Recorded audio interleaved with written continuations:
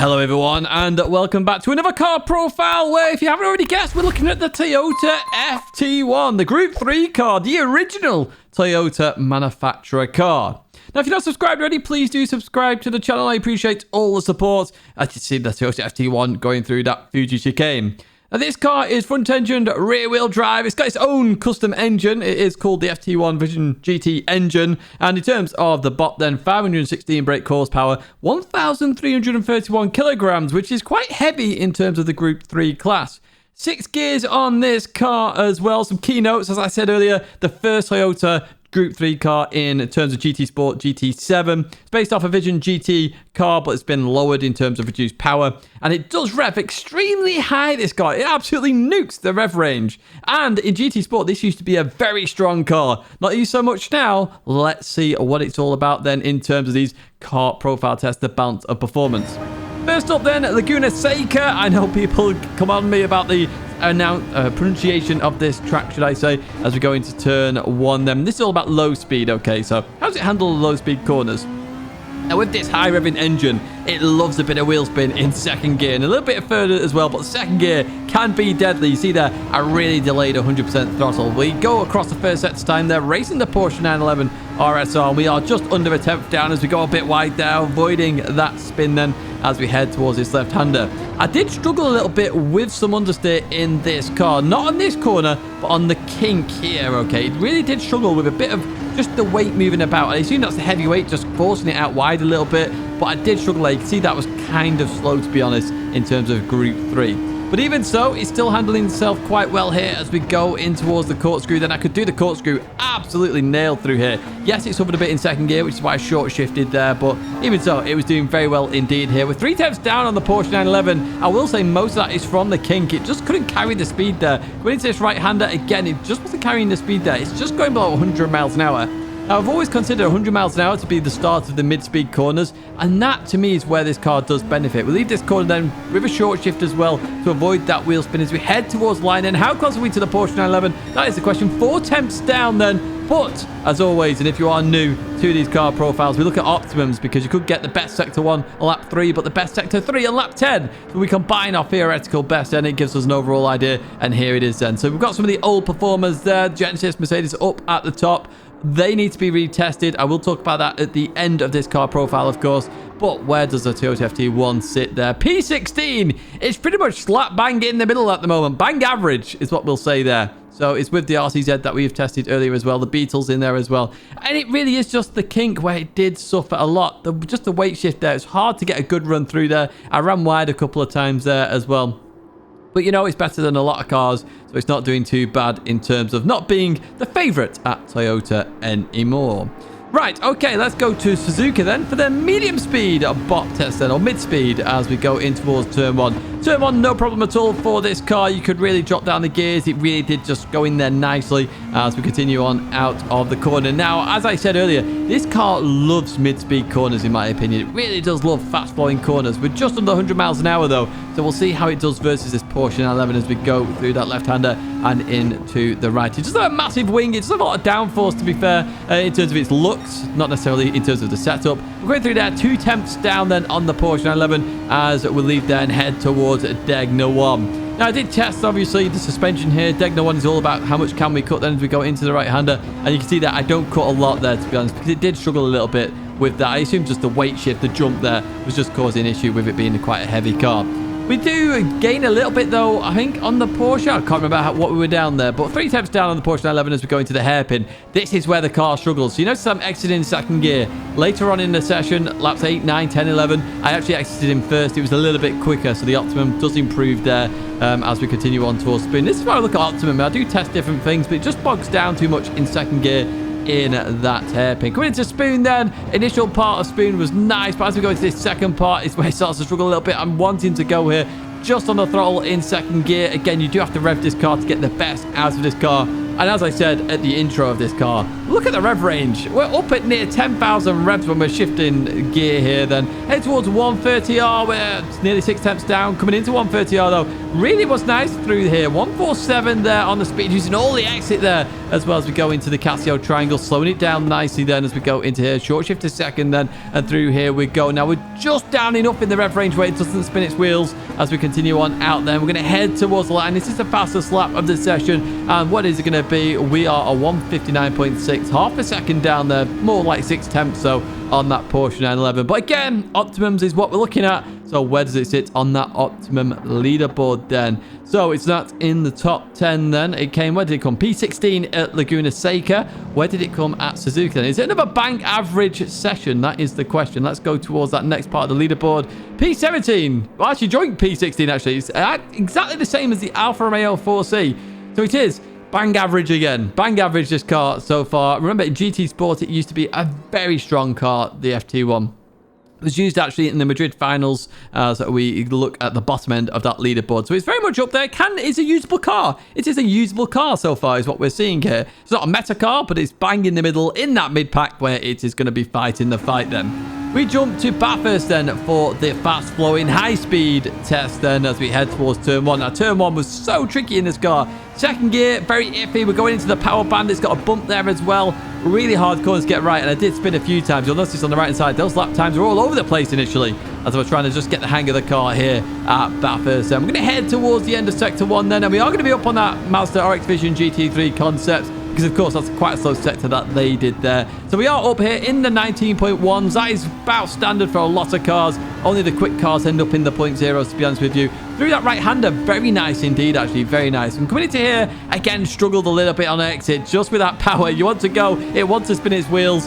Due to the high rev range there, the wheels want to spin up, but we continue on. Now we're getting into the fast-flowing section, okay. Bit of understeer there, but you can do it nearly flat in this car, and this is where this car really does dominate. It flies through here, okay. S's, mid-speed corners. This is where this car is so good, okay, as we continue on through there. Not the quickest over the mountain in terms of laps. I know I did it much quicker then as we go down here then. We're only 1.5 tenths down on that Mazda. It shows you the pace of this car then as we continue on through there. No issues there with a dipper at all. Then heading towards Forest Elbow. And again, this corner, it loved this corner. You really could just get it turned in and accelerate out the corner and it just goes. Slight clip of the barrier there. Again, this is why we look at Optimum's not just faster slaps, because we are going to be down a little bit in this sector with that slight clip of the barrier then as we head here. Now, we're going to have a look at top speed, of course. We do check the top speed here. And also, when GT Planet said, Tidge, can you do top speeds? This is the perfect example of where it shows. And we're half second down then. We did lose quite a bit of time in Sector 3 as we go into here, 170 miles an hour as we get towards that braking zone. Then clip the curve on the inside. Be careful on exit a little bit then because it's second gear as we head towards the final corner. Look at that tree on the right-hand side.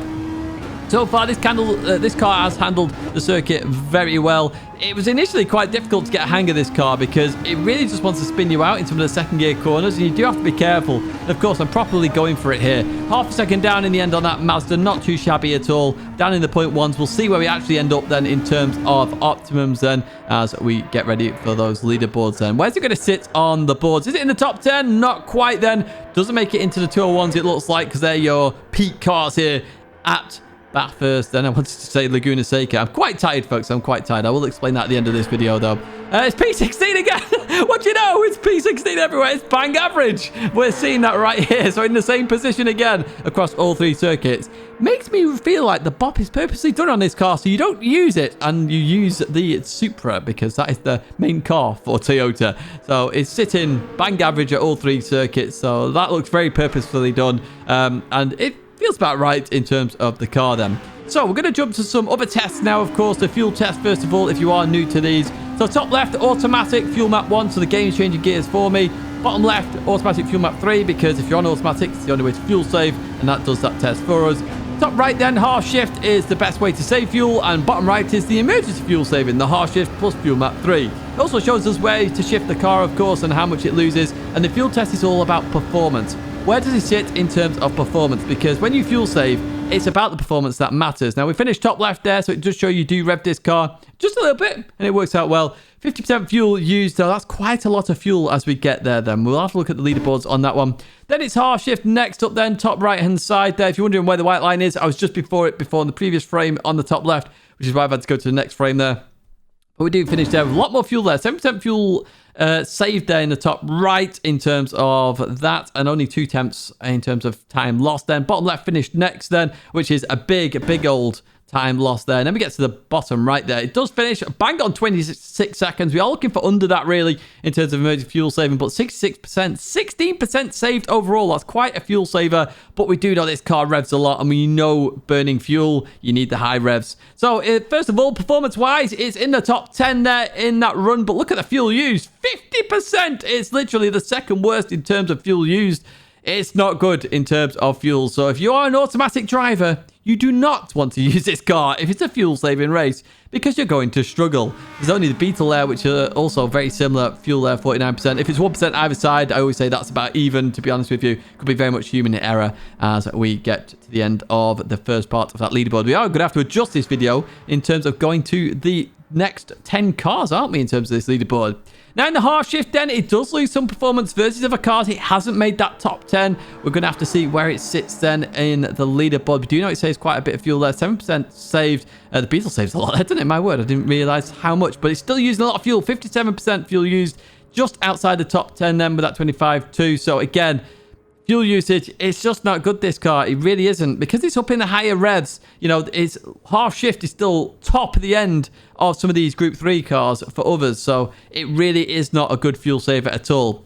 Let's look at fuel map 3, see where it sits then. So that, obviously, engine power has been, well, hampered in terms of fuel saving then. Where does it sit? It was P11 in the half shift. It's P11 again with the fuel map 3, and again it's just literally using way too much fuel for its own good. It really is. So it's definitely not a good fuel saver in terms of that one then. Still, you know, it's going to be better than some of these in terms of performance, yes, but you don't want to use it in a fuel saving race because you've got to go at a longer distance, and obviously we can see how that's impacted. Finally, the emergency fuel saving then doesn't make the top 10 again, so it only made the top 10 once, which was the first one in terms of performance, in terms of how much fuel it actually uses over that given distance of 2,000 meters. Again, P11, so it looks very deliberate, this. 66% fuel, a lot of the cars there are 70 plus. Just shows you, you know, this car, not the greatest there, not the greatest at all in terms of fuel saving. It's a car I would avoid if it's a fuel saving race. And we know that from the high revving engine. So that is the fuel test done and dusted. Then we've got to jump to the tyre test next, don't we, folks? Because the tyre test is also impactful in terms of whether you want to use this car in a race. So first up then is Daytona Tri-Oval. All we're doing here is just whizzing around the oval as fast as we can, times 50, and seeing how long the tyres last. This is because in GT Sports, weight was the deciding factor in terms of tyre wear. So this is the test we've always done just to see what it's like. We're going to do another test as well in terms of tyre wear just to see where it sits in terms of human interaction, braking, accelerating, and all that good stuff. But here we go. We're whizzing around the oval now as we go through the next part of the Tri-Oval. And so we're going to get across 2 laps at least, and then we're going on to the third one. It's how far it goes into the third one. Do we see where it sits? And it's just finished there as we go through the Tri-Oval. 17.582. We add that to the 52.583 and the 49.269 that we see on the right-hand side. We're going to jump to the human interactive test then, essentially. So this is where more human error can have an impact on the results, of course. So we're going to go through turn 1 and braking, accelerating, turning. It's all done here. We're going to advance to lap number 6 then. We don't do that too often. Lap number 6, so it's quite good in the grand scheme of it then as we go up the hill here in towards the right-hander. Where's he going to run out of fuel? That is the question. Just run out of fuel here then. So it's the 22.761 plus all other 5 laps there. We did a lot of laps here, so it's definitely going to be up there in the leaderboards. Let's put it that way. So let's jump to all the leaderboards now. Let's have a look at a final look at this car. Where does it sit in terms of tyre tests, the overall, and the top speed? So on the oval, not in the top 10 then. Not in the top 10 at all. It does show you that there's more interactions now that do impact the tyre wear, of course, as we jump to the next one then. So P12 overall. That's not added up right, is it? It should be ahead of the Jaguar there. I apologize for that. It should be P11. That's a minor mistake on my part there. But even so, you can see the overall results of the car there. So it's not done too bad in terms of the oval test. I did think that when it went into the third lap, it went quite far. As we jump to the next test then, and look at this. P6. This car is very good on tyres. Very good indeed. And again, I suppose the track helped it a little bit. Mid-speed corners, this car is very good there. But there's no perfect way to test these tyres. So you can see there, it's done very well. If you get a lot of wheel spin in this car, it's obviously going to burn up tyres a little bit more. You don't really use second gear that often at that circuit. You do in the turn 1, of course, and the final corner, but there's lots of sweeping stuff there, and it does turn very well in those mid-speed corners. So very good on Tyre Wear is the Toyota FT-1. That's what we're seeing from this car profile. Not good on fuel, and about mid-pack everywhere else. Now, in terms of top speed, then, we did see it at Bathurst, of course. It didn't go above 170 miles an hour, so I'm expecting to see it in the 170 miles an hour there. And there it is. It's P20. Well, it's actually joint P12, to be honest with you, because there are a lot of cars there. I know some people are like, Tidge, use kilometers an hour. I can't, folks, because I drive at miles an hour. That's what I drive with. So, and I can't save the replay of the tests. I do save the video footage, but I can't convert that very easily, of course, because the game has to tell me the speed in kilometers an hour. Overall then, where does it sit? It is not in the top 10. Again, I will talk about some of the older cars in just a second. So not in the top 10 at the moment. Starting the mid-pack is where that Renault RS01 sits. And again, it's just off that by, what, 3 or 4 tenths. So quite a strong mid-packer, to be honest with you, the Toyota FT1. Or would you say, or towards the front at least there. But it's definitely a mid-pack car. We've seen that quite clearly here. But it's ahead of all these cars then. So in terms of the FT1, do you want to use it? Should you use it? No, if you're with Toyota, because you've got stronger cars there, including the Super GT car, of course. But it's still better than quite a few cars out there if you want the high-revving Toyota FT1. Now you're going, Tidge, where's the Genesis test? You said you were going to do the updated test. Yes. Unfortunately, I had a family emergency on the Thursday, which is when I was going to do the test. It's also why I've made my speech doesn't sound as excitable as normal, because I had to deal with the family emergency. Obviously, it was on my mind, etc. This is also why the video is a bit later than normal, so I do apologize for that. It does mean next week you're going to have 2 updates, because 2 of the previous cars are going to get updated, because I'm halfway through the Genesis. And also, you are going to get another car, of course, because we're doing Beat the Meta, and that's how you pick your cars. So if you've not done the test for your car, and you want to see your car, let me know in the comments, because who knows what I'm doing this week, eh, folks? Who knows at all? We're at Watkins Glen in Group 3, of course. That's going to be it for this video, though. I do hope you've enjoyed it, folks. And if you have, do give it a like. Do subscribe to the channel. I appreciate all the support you've given this channel. The channel has exploded once again, and these car profiles do take some time. Big thank you for watching, and I hope to see you in another video. I'll live stream again very soon.